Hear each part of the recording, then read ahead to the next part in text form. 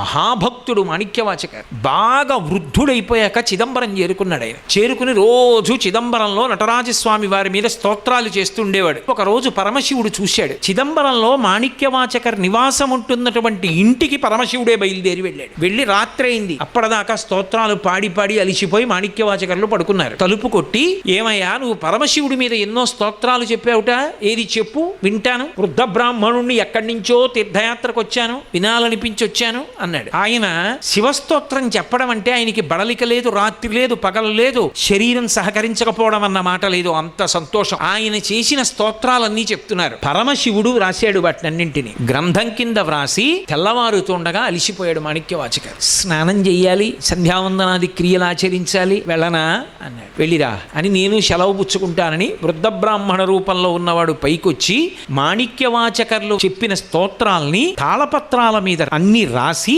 వాటికి తాడు కట్టి చిదంబరంలో ఆకాశలింగం ఉన్నటువంటి ద్వారం దగ్గర పెట్టేసి దాని మీద నందీశ్వరుడు యొక్క ముద్ర గుద్ది వెళ్ళిపోయాడు. తెల్లవారుజామున అర్చకులు తలుపులు తీయడానికి వచ్చారు. ఏవో తాళపత్ర గ్రంథాలు ఉన్నాయి, ఎత్తి చూశారు. దాని మీద నంది ముద్రలు ఉన్నాయి. అమ్మ బాబోయ్, నంది ముద్రలు ఉన్నాయి, రాత్రి ఎవరు పట్టుకొచ్చి పెట్టారోనని తెల్లబోయి జాగ్రత్తగా విప్పి చూశారు. పరమశివుడి మీద స్తోత్రాలు. అందులో కొన్ని గుర్తుపట్టారు మాణిక్యవాచకర్లని. అందులో పరమశివుడు తన స్వదస్తూరితో పీఠిక వ్రాశాడు. ఈ వ్యక్తికి తల్లిదండ్రులు పెట్టిన పేరు వేరొకటి, కానీ ఈయన నోటి వెంట వచ్చిన మాటలు మాటలకో మాణిక్యములు. అవి కాలమునందు రచనలుగా ఉండకపోతే రేపు ఈయన శరీరం విడిచిపెట్టేసిన తరువాత అలా చెప్పేవాడు లేడని, అలా పాడగలిగిన వాడు లేడని, అలా అందించగలిగిన వాడు లేడని ఆయన చెప్పినవన్నీ రాత్రి కూర్చుని నేనే స్వయంగా వ్రాశాను, వ్రాసి తెచ్చి ఇక్కడ పెడుతున్నాను నటరాజు అని దస్తూరి చేశాడు. చేస్తే సంతోషపడిపోయి అర్చకులు మాణిక్యవాచకర్ ఇంటికి పరిగెత్తారు.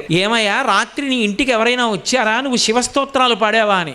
ఎవరో వృద్ధ బ్రాహ్మణుడు వచ్చాడు, నీవు చేసిన శివస్తోత్రాలు పాడమన్నాడు. పాడాను. ఎవరో కాదయా, పరమశివుడయ్యా, నీ దగ్గర అవన్నీ విని వ్రాసిన వాడు, ఇదిగో గ్రంథాలు, నువ్వు రాత్రల్లా పాడినవి తాళపత్ర గ్రంథాల మీద వ్రాసి తీసుకొచ్చి నటరాజస్వామి దేవాలయ ప్రాంగణంలో పెట్టి అంతర్ధానమయ్యాడు. కళ్ళంబట ఆనంద భాష్పాలు ధారలుగా కారిపోయాయి మాణిక్యవాచకరికి. కారిపోయి కాదు కాదు నేను చూడవలసిందే అని గబగబా చిదంబరం క్షేత్రంలోకి వచ్చి నటరాజస్వామి సన్నిధానంలో నిలబడి అవ్యక్తానందంతో, ఇన్ని పాటలు పాడిన వాడికి నోటి వెంట మాట రాక, స్వామి నీకు నేను ఏమని కృతజ్ఞత చెప్పను, నోట మాట రాలేదు.